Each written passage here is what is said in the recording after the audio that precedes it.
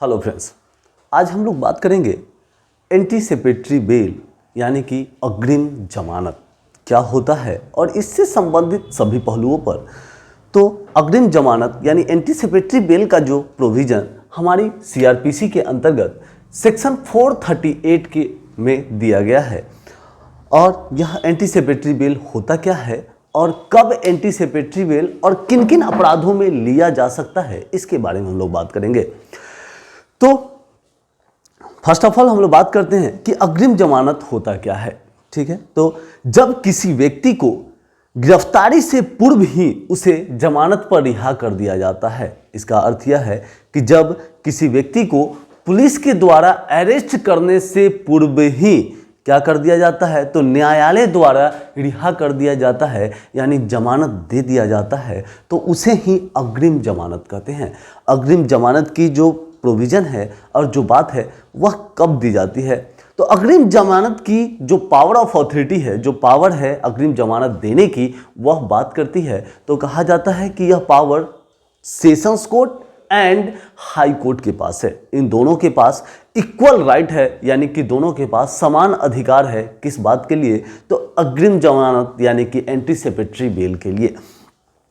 यहां पर कहा जाता है कि अग्रिम जमानत कब लिया जा सकता है, इसके बारे में बात करते हैं। तो जब किसी व्यक्ति को यह आभास हो जाता है कि उसे किसी अजमानतीय अपराध के संबंध में पुलिस अधिकारी द्वारा अरेस्ट किया जा सकता है, तो ऐसी स्थिति में वह व्यक्ति क्या कर सकता है, तो सेशंस कोर्ट या हाई कोर्ट के पास अपना एंटीसिपेटरी बेल फाइल कर सकता है और अग्रिम जमानत ले सकता है।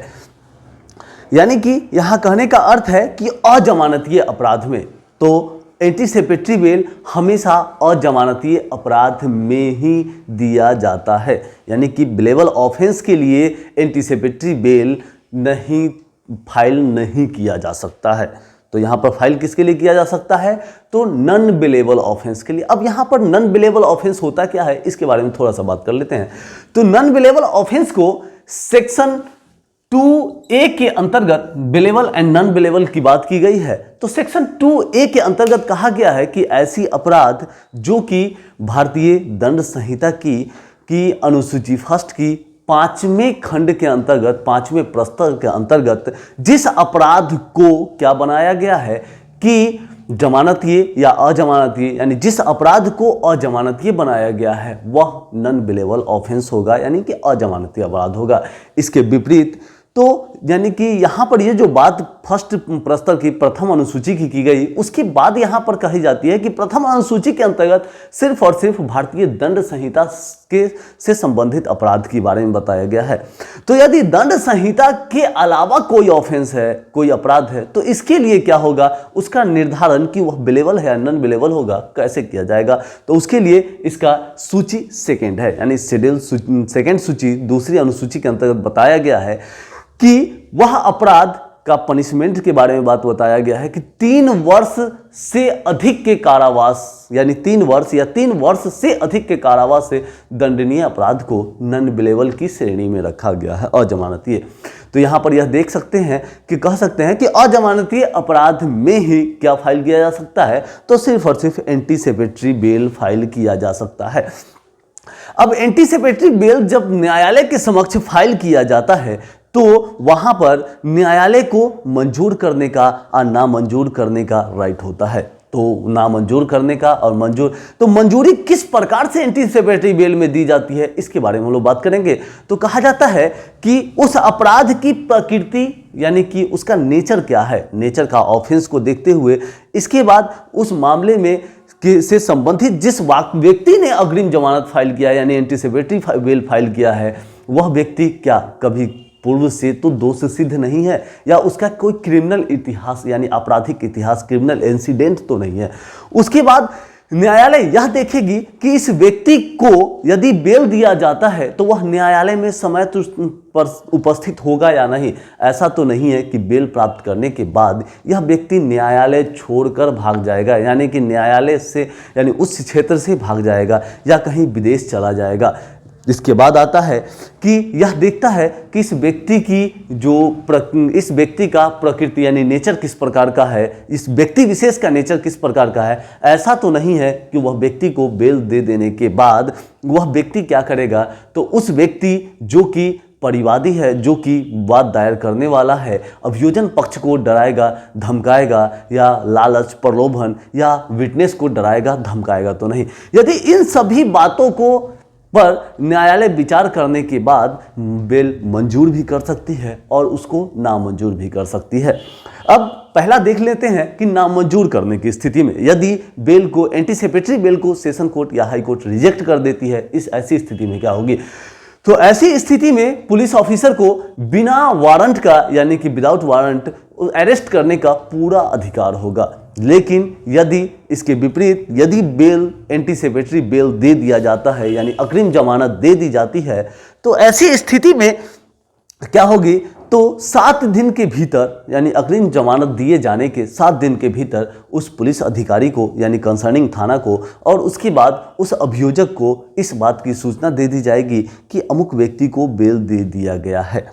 ठीक है, ये हो गया 431 सब क्लॉज 1 और 2 का प्रोविजन। इसके बाद हम लोग देख लेते हैं 438 438 1 और 2 का प्रोविजन हम लोगों ने देख लिया। अब 438 3 का प्रोविजन देखेंगे। 438 3 कहता है कि यदि किसी व्यक्ति के विरुद्ध अजमानतीय अपराध का से संबंधित वाद दायर हो गया है और उसे पुलिस अधिकारी अरेस्ट करने जाता है, तो यहाँ पर यदि वह मामला जो है नॉन बेलेबल होने के साथ साथ उतनी हीनियस प्रकृति की नहीं है, तो पुलिस अधिकारी को भी यह पावर दिया गया है कि यदि वह व्यक्ति बंध पत्र देने के लिए तैयार है तो उसे मुक्त किया जा सकता है।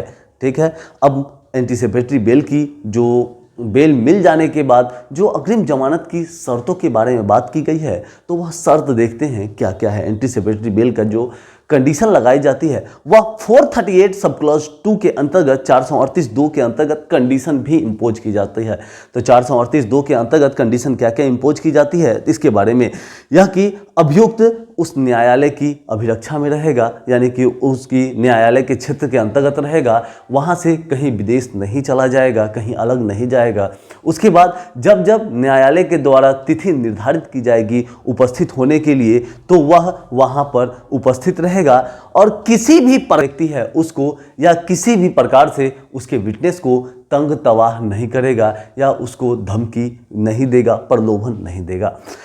इन सभी के उपरांत हम लोगों के अंतर्गत अब जब एंटीसिपेटरी बेल मिल जाने के बाद यह सभी शर्तों को पूरा हो गया और एंटीसिपेटरी बेल दे दी गई, तो क्या ऐसी स्थिति में भी एंटीसिपेटरी बेल को यानी कि अग्रिम जमानत को रद्द किया जा सकता है या नहीं, इससे संबंधित बात हम लोग करते हैं। तो इससे संबंधित बातें जो है वह 439 सब क्लॉज 2 के अंतर्गत बताई गई है कि सेशन कोर्ट और हाई कोर्ट को यह पावर है कि यह पावर दी गई है कि यदि वह व्यक्ति जो कि जिस यानी टर्म एंड कंडीशन या जिस शर्तों के आधार पर उसको बेल दी गई थी, अग्रिम जमानत दी गई थी, और वह क्या करता है उस शर्तों का उल्लंघन करता है, तो उस व्यक्ति के बंध पत्र को क्या कर दिया जा सकता है, तो निष्कासित खारिज कर दिया जा सकता है। अब इसके बाद हम लोग 2 इसके सिद्धांत हैं, यानी सिद्धांत नहीं 2 मोनोपोली है अग्रिम जमानत को लेकर के, उस पर थोड़ा सा चर्चा कर लेते हैं। तो अग्रिम जमानत को लेकर के 2 मोनोपोली ये है कि अग्रिम जमानत बेहतर है या बुरा है। तो सबसे पहले बेहतरी पर बात करते हैं। तो इसका क्या है कि अग्रिम जमानत को का प्रावधान जो है वह उन व्यक्तियों के लिए बहुत फायदेमंद सिद्ध हुआ जैसे कि जिन व्यक्तियों के विरुद्ध कोई अजमानतीय अपराध का ऐसा मामला झूठा मुकदमा दायर करा दिया गया और उससे उनको न्यायालय के अंतर्गत बेल दे दिया गया और उन्हें जेल की सज़ा नहीं हुई, उनका मानहानि नहीं हुआ। इसके लिए यह एक बेहतर प्रोविज़न सीआरपीसी के अंतर्गत दिया गया है। लेकिन इसी का एक जस्ट अपोजिट पॉइंट देख लेते हैं, विपरीत। तो यहाँ पर अग्रिम जमानत की मिसयूज भी होती है कि बलशाली एवं दबंग प्रवृत्ति के लोग या कि जो पहुंच पैरवी वाले लोग हैं, इन लोगों के द्वारा अपराध करके और क्या की जाती है, तो अग्रिम जमानत लेकर के खुले घुमा जाता है और न्यायालय के आदेशों का उल्लंघन किया जाता है। ये सभी अग्रिम जमानत की पॉइंट थे और अग्रिम जमानत से संबंधित लेक्चर था। अब हम लोग नेक्स्ट लेक्चर में बात करेंगे कि एंटीसिपेटरी बेल लिखा कैसे जाना चाहिए, यानी अग्रिम जमानत की ड्राफ्टिंग किस प्रकार से की जानी चाहिए, इसके बारे में हम लोग नेक्स्ट वीडियो में बात करेंगे। Okay, thank you.